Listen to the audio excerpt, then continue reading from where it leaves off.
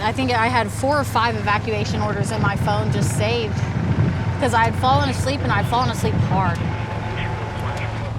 And I went to go leave and that Guadalupe Street was entirely engulfed.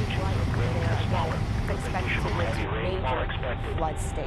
This river has gone from a gentle river to a raging river within about 6 or 7 hours. On Sunday, we found a little girl's marshal dog, like a little fire dog. And I think that was probably one of the hardest things I found. And I found a lot, and I've seen a lot down there. Things that just are not easy to speak about. And the only person I've talked to about it is a pastor because of what I've seen. And we have to be faithful in these moments, in the moments of fear, anxiety, just complete and utter loss. You have to stay faithful.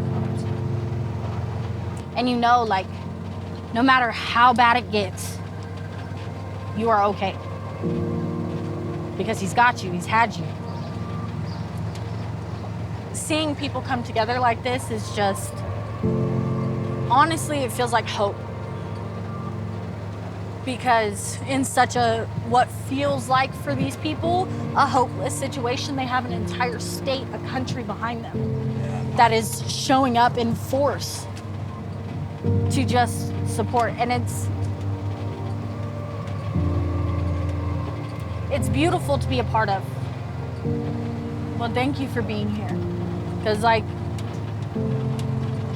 you didn't have to be, genuinely.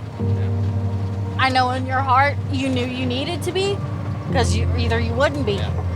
But it's listening. You gotta listen. Because I sat face down on the floor on Friday night in silence, in tears, asking what I needed to do. Clear as day, I knew I needed to be here. So that's where I am. I'm here. So.